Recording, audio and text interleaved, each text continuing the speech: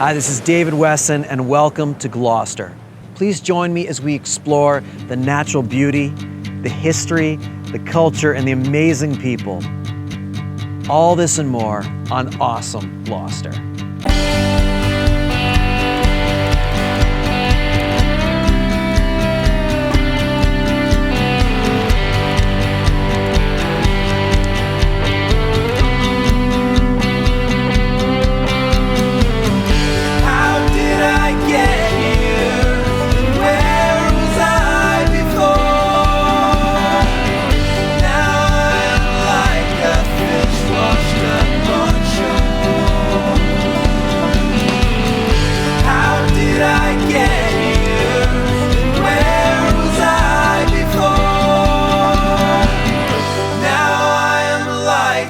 Fish washed up on shore.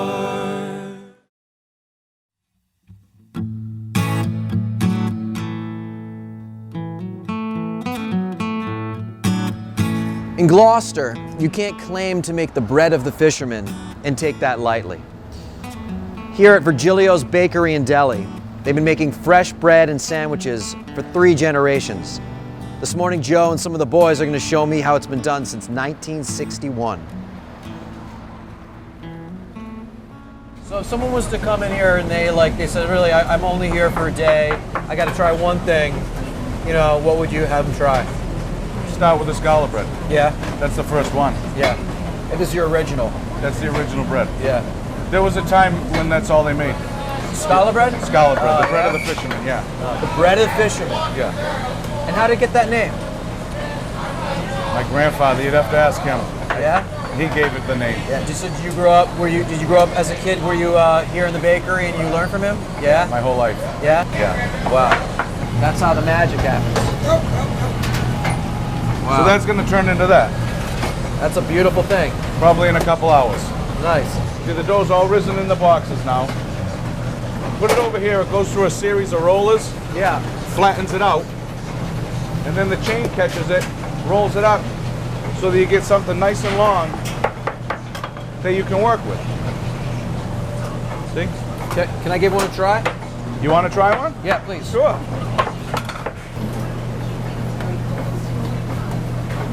Give a little pressure. Roll from the center out. New people, we show them like this. Nope. Like this. There you go. Woo! And then right here? Cut the loops. Cut the loops. Okay. Like that? Yep. I just cut it too much, didn't I? No, cut all the way through. All the way through? All the way through. And then just push it back together? Cut those and two. this one too? Yep. You got it. That's a scala bread. And how will I know this one's mine? All right, the funny looking one. It's bigger. All right. Just double them up? Yep.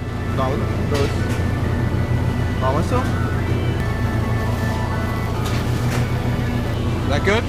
That's good. That side. Oh, okay. You gotta make it like this. Okay. So it's gonna work for bigger bread. I lost one. So what do we do? One man down, does it matter? Over there. You're the pro, man. Yeah, just... That was over here, the twist. Yeah. They got it tight. Okay. We'll definitely know which one I did. Put it here and there, and we're ready to go. All right. Thanks All so right. much, Jamie. No problem. Yeah. All right. But now they're packing up their bread. They're going to load up their vans and they're going to go. Right. They're going to go deliver it. They're going to deliver all the bread that was cooked. They've been here since probably 5:45. And in about 2 hours' time, we can get enough bread ready that they take off. And then the other 2 guys, they stay here. Yeah. And they'll continue making more bread. They go through the order book, what every restaurant needs, make sure everything's getting cooked, get it cooled off and packed up. This way when the guys come back, they can just grab the bread, load the van, and go back out again. Wow. It's kind of... You got a smooth operation. It works pretty well.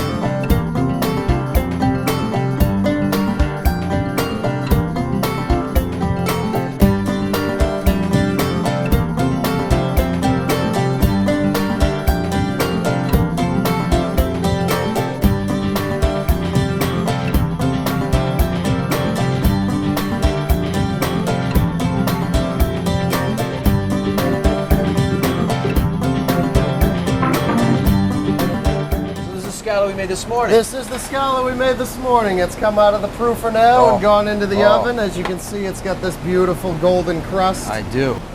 All right, here we go. And just rip it you know out. what? I'll let All you right. break the bread. All It's right, hot. man. Break it. Give it a All right, break in give it a half. break. There you go. Look at that it steaming. Oh. Got a nice pull there. Oh, yeah. Oh, yeah. I got to give you a piece, man. All right, We I'll gotta try share a it piece together. too. Yep. Yeah. Cheers. Cheers.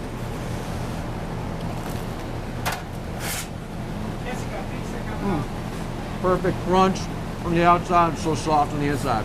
And that's how it should be. And Oh that, my God. you know, this is. I've heard people tell me, "Oh, you're working for Giglio's." You know what a great tradition that is, and that's It exactly what this is—a tradition. It you is. know, it's Yeah, 3 generations now, and the bread hasn't changed. It's delicious. So Virgilio's is really, I mean, a family business.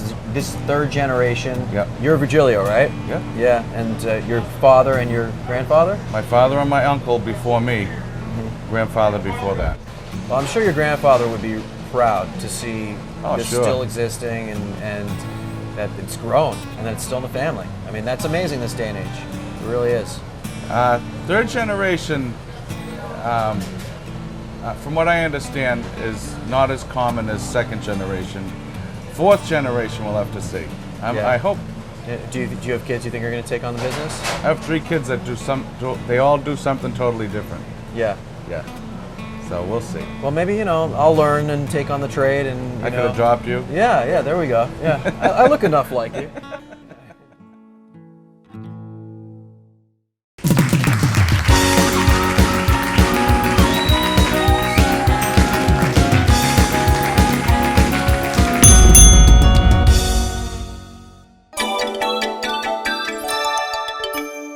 I have no clue. 1623, I believe. 1623. 1623. 1623. 1623. 18 something. No. 1647. Ooh, close. Oh, really? No clue. Oh, right, Carolyn Kirk. Yeah. Mayor Carolyn Kirk. Caroline Kirk. Carolyn Kirk. Carolyn Kirk. That Carolyn Kirk. Yes?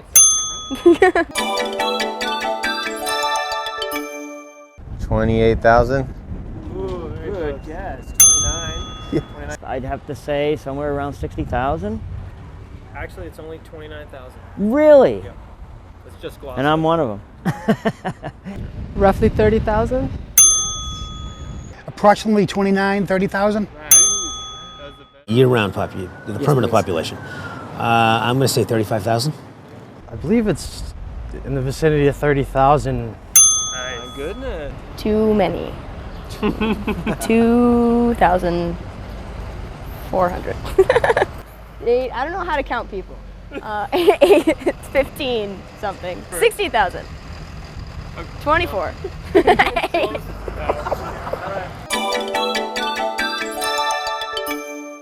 Wicked tuna. The fishing port, you know, just the tourism that comes through here and the fishing, because I lump trucks downtown, so I see all the fish that comes through here, and it still needs to be the fishing port that it always was. Yeah, that's my favorite thing. It's a lot of little things about Gloucester that make it add up.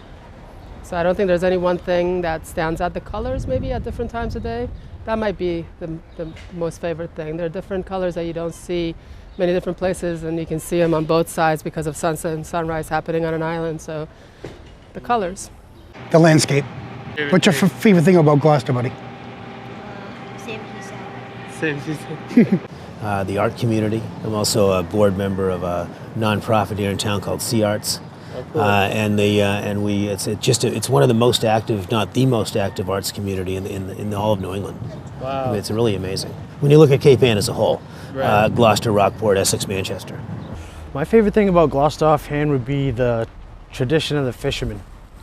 I myself fished, and a lot of people, you know, they dug a living out of this port, and they made it what it is today. And then our fishermen are world renowned, and deserve a lot of respect, live a hard life. They work for their money. I think it's the seagulls when I'm waking up and I'm walking to work at, 6 in the morning. I like hearing nothing but those little guys going crazy.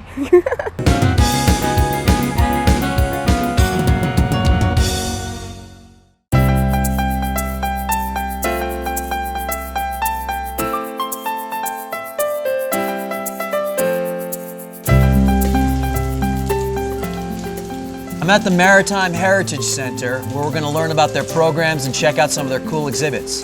Come on.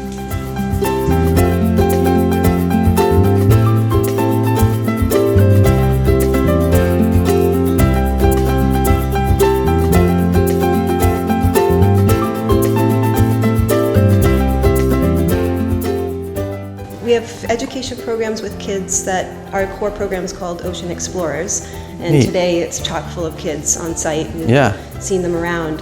They're 3rd, 4th, and 5th graders from all of Cape Ann, so Rockport, Manchester, Essex, and Gloucester. So that's so great that the local kids do get an appreciation and knowledge of their history and local the marine industrial life, and this is something that is ongoing through their school curriculum, or is this just like a special field trip? No, it goes throughout the year. So our educators have the kids come here twice in their school year. So they're here in the fall and in the spring. And then our educators go out into the classroom as well. So when they come on site, if it's a nice day, they'll go out on the Ardell, which is our pinky schooner that is run by Harold Burnham, Captain Burnham. They come on land and then they meet with our educators looking at squid dissection. They'll roll their sleeves up and write their names with the ink sac. It's pretty neat with the quill. So that's fun. And then they go into our touch tank aquarium and they look at some native habitats and they look at some of the creatures that our fishermen partners bring in off their boats and help stock our tanks. Wow. So that's cool. So who can tell me, what do we remember about an invasive species? Are zombies an invasive species? No. They move around a lot. What do you think? We have a standard measurement, right, that we're measuring, a standard area we're measuring the growth in. So what we do is over time, we compare, every time we pull these once a week, right, we compare what we see, how many are there, how big they are, right, what is landed, what we don't find, and we keep that data for an entire year. Whoa, these things look like seaweed, but they're alive. Ew. Whoa, look how fast they can totally move. disgusting. Here we go. They're little skeleton shrimp. Where's the I don't know, so you guys can start digging around in there? I'll do it if you do it. Yeah, we definitely got to roll up our sleeves. What about this? The star tunicate. Let's see if we can find that. That one's pretty cool. It's almost like a little eel. I dare you. No, you do it. I'll give you $1. They filter out the food and then they squirt water out the other side. No. I think it's one of those star tunicates. All right, you ready? Here I go. That guy here. I have a feeling they're just. I hope I don't go home and find these in my pocket. No, it's got 2 holes. What's that? Oh, sorry. That would be why they call them a sea squirt. Yep, can you see? Little bit. No worries. And then they do that. Look at that guy. Look, that's a crab. That's a crab. Whoop, there he goes. Went for a dip. So who do we got in here? Well, we have our sea star, which we found out in the Gloucester Harbor, and we also have this lobster, which is just a normal species of lobster, but it's called a Calico Lobster because of its rare coloring. Oh, okay, like a calico cat. Yep. Wow, and it's black and orange. Because lobsters can come in every color except pink and purple. Right, and they're not red until they're cooked. Everyone thinks they're red, but yeah. Whoa. I think she likes me. You see how much she calmed down? Yeah. I get the touch. She's so cool. Oh, okay. Sorry. Wow, you found that right in the harbor. That's amazing. It's in a lobster trap. Where do you find these kind of starfish? These kinds of starfish, like I said, you can find right out in the harbor, or you usually see the smaller ones kind of in tide pools and along the rocky beaches, because they like to hang out around rocks. How long can they stay out of water like this? Well, the cool thing is that they don't have blood, so they use seawater instead of blood. So it's a good idea to keep them in the water as much as you can. I mean, they're fine out for a couple minutes, but Yeah, they use the orange spot. A lot of people think that's an eye, but that actually kind of works as like a heart to pump the seawater in and out of their body. Oh, wow. Now, are these growing in number or shrinking in number due to the changes in the ecosystem? They are shrinking, unfortunately. I mean, they're very sensitive to the climate and everything, and the water temperatures and the pollution. Yeah. So a lot of sea stars are migrating or just dying out, and Wow. you don't really see too many anymore. So we were lucky to have this guy. Well, thank you for being alive and being so beautiful. And should I put her or him back? Yeah. Okay. That guy's freaky. Are those his eyes? Yeah, his eyes are on the top. Wow. Wait, those are his eyes that he's opening and closing, or are those his gills to breathe? Those are for breathing, but his Wow. eyes are right below it. Whoa. Yeah, so this guy's called the skate, and you find these in like the salt marshes around the edges of the harbor, you know, where they have the long grass. It looks almost like a stingray. Yeah, they are related to stingrays, and they have the cartilage skeleton like a shark too, so they're related to sharks. Really? Yep. Whoa. Do they bite? Nope. Really? These guys are pretty cool. Now, do they have a gender? Yep. So the males have these two things called claspers coming on each side of their tail. Okay. And then the females don't. So that one I see. over there is a female because it doesn't have the two claspers. And have the females gotten pregnant? Have you? None of ours have in here, but this, Yeah. if you've seen these, a lot of people call them mermaid purses. Mermaid This is purses. actually a skate egg pod, so there's a little, Oh, wow. you can barely see the yolk inside. So that wasn't laid by one of you guys put one in here? Yeah, we found it. So it will hatch and baby skates will come out? Yep. Wow.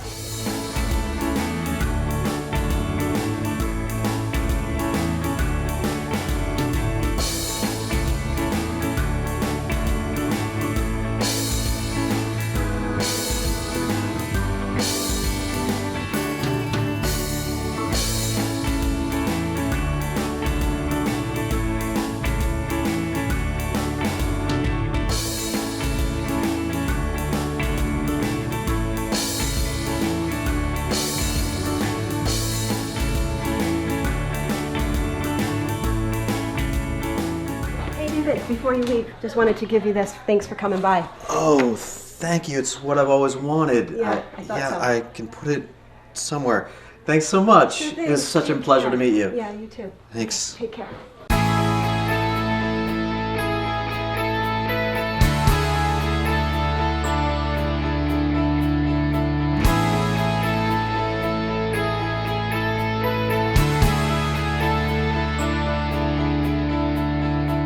And this is, I think, the 100th anniversary of the development of the Mark V hat in this particular system. They were diving stuff similar to this all the way back to the 1850s, but the Mark V was in use by the Navy from 1915 till I'll say the late 70s or mid 70s. So there are a lot of the guys here, the older guys, they actually either dove this in school or dove it in the Navy, even if they never used it for work. This is just a place to mount the helmet to. That's just the breastplate that the helmet locks onto. I was wearing probably 100 pounds of lead weights on the harness. And then the boots are really just for trying to help keep you oriented properly in the water. Because now you've got this really heavy, bonnet and breastplate. You really don't want to go upside down in this.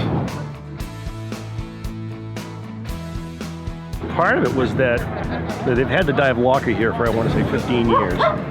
And have never put together any actual use of the equipment. It's always just been static as a display. And we've always wanted to get to the point where demonstrating that this does function. This is how things were done years ago, and it's still viable.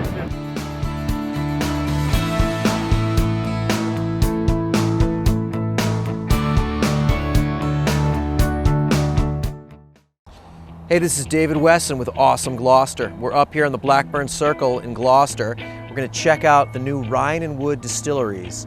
Handcrafted gin, vodka, whiskey, and rum. You want to go check it out? I want to go check it out. Let's go. Morning, you Doug? I am, David. Yeah, nice welcome. To meet you. Yeah. We're happy to have you here. I'm so excited to be here.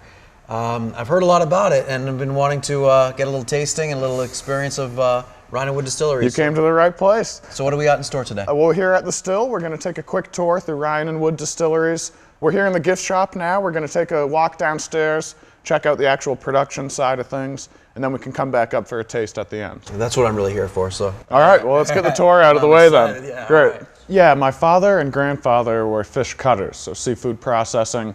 Started out working on the piers and then got their own outfit after that. So they would buy fish from the fishermen, cut them, pack them, and sell the fish itself. How did your father decide to make this transition? He was looking for something still manufacturing. As Gloucester, as the fishing's constricted quite a bit, you know, everybody used to work in one of the plants or one of the boats. So he still wanted to make something in town and manufacture, but be part of the change to destination dining, tourism, in that transformation. If it was pure strategy, my father Bob, my cousin Dave probably would have started in downtown Boston. But part of their deal was, after so many people have taken a lot of money from the ocean, we wanted to show that you could choose an industry, you know, Gloucester being synonymous with fish, we wanted to choose an industry that was foreign to here, bring it into Gloucester and show that you could have a viable business that way. All right, David, we got a little hands-on work for you now. All right, so I see you you named the tanks after the local schooners. That's right, these are 2 rum fermentation tanks. They're actually big dairy chillers that we repurposed when we started making rum. So we have the Thomas Lannon and the Adventure, 2 of the schooners in the harbor. All right, I'm gonna get into it. We just need you to give this a gentle stir. This is actually hundreds of pounds of Louisiana molasses, a little bit of water, and some yeast. And this is a rum fermentation. Smells really sweet. Yep, it's a very confectionery sort of smell from all that burnt sugar in the molasses. So this is actually the yeast fermenting the sugar from the molasses, creating alcohol as a byproduct. And what is the stirring doing for it? We're just trying to mix it up, make sure the yeast get access to all the sugar content as it's been sitting here for a couple days. We want to get a good yield from the sugar we put in there so we can get a lot of rum as a result. This, in just a couple days, we'll pump into the still, and we're going to do the actual distillation to get an unaged rum distillate out of this product. This looks like something from Young Frankenstein. Yep. This is an amazing piece of machinery. Will you tell me what I'm looking at here? We're looking at the heart of the operation here at Ryan and Wood, the actual still. So as anybody who cooks with wine knows, alcohol will boil off at a lower temperature before the actual water will. So we've got this big kettle. We're going to then raise the temperature of this kettle to a point a little above about 90 degrees Celsius where the alcohol will boil off, but the water and everything else will stay behind. In these columns here, we have what they call the spirit dance going on. That is very highly proofed malt whiskey coming through each of these levels. That is a beautiful thing. Can I have a shower like that? Yeah, just unscrew it and stick your head right in there. Wow. So this is the barreling side of the rum. Everything after the still, basically. For vodka and gin, no time spent in the barrel. We just proof them down, filter them, bottle them, and send them out to the stores and restaurants. But for our rum and both of our whiskeys, they spend a considerable amount of time here in the barrel. This is key to all the American whiskeys and rums and stuff. It's black on the inside. Is this burnt? Yes, this is actually a charred barrel. So they burn the inside, this being a stave of the barrel. Everything comes out of the still perfectly clear. So this is that rum that we saw upstairs that's brown in color there. Right. It comes out of the still perfectly clear, and it's only through time in that charred barrel that it picks up all that color and a lot of the flavor. The barrel's porous, so in the years that we leave it to age, the booze will actually seep into the barrel as the temperature and pressure builds in the summer, then recede out of there all the way to that red line in the winter. So there's all that vanilla and caramel flavor in the charred sugar in the wood, and as it seeps in and out, that flavor gets picked up in the whiskey. So some of your batches, you'll notice a slight difference in taste and Yep. You know, the barrels develop over time. Yeah. Some give different flavors, and we leave them for different amounts of time, so 3 to 5 years. Some will have a little more oak character, some will have a little more butterscotch or caramel with the rum, and that's really my mom's gig. She has by far the best palate out of any of us. It seems to be the case with a lot of distilleries that the matriarch has the best nose and palate for blending and tasting. So basically, certainly true with my family too. Yeah, it's pretty much still mother knows best. So that's my life on a daily basis. When we take the spirits out of the barrels, there's obviously all that charred junk in there, and we want to do what we call polishing it up. We can't filter it too much because we've just imparted a lot of flavor with the barrel. over the years of aging. We don't want to strip all that out. Right. We've got this activated carbon that goes in. We'll actually put that in. Bob calls it squid ink, but it's carbon. We'll shake it up. You can see it sort of flowing around in there. And if we leave that in too long, it'll strip all the color right out of there. So some of these finer white rums that you see actually have been barrel aged to make them smoother and richer. Then they filter it back to clear, which is what the consumer expects for a white rum. We have about 700 bottles to get done today, so if you could do one or two. Bottles smells so good.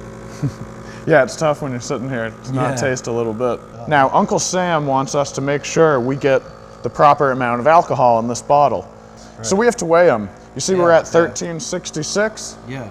We got to get to within 2 grams of 1371. Let's try that. I bet that's good. 1370. Exactly. Good man. And here comes the more tedious part, which is why you're here to work. We're going to do some labeling. So hold on to that. I'll show you how we do it.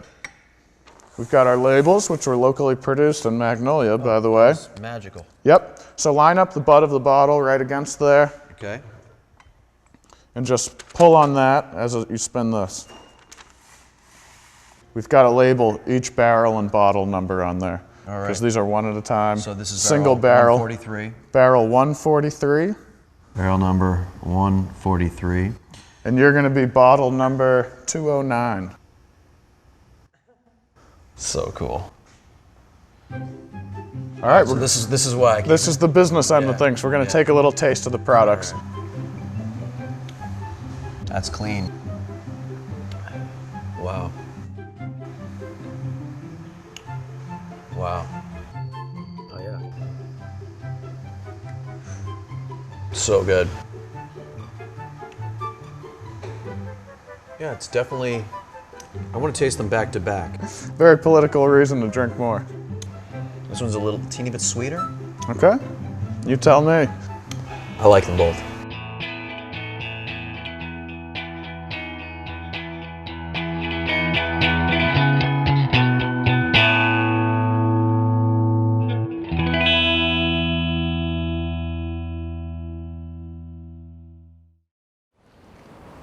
Thank you so much for joining us on Awesome Gloucester.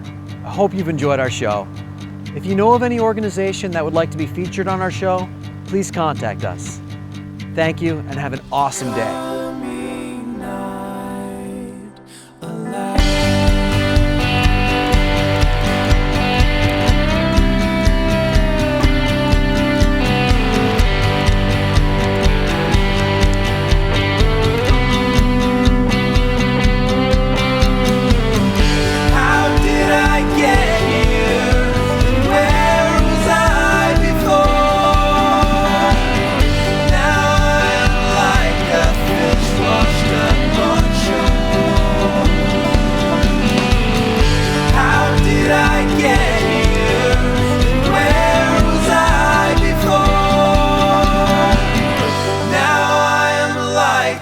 Fish washed up on shore.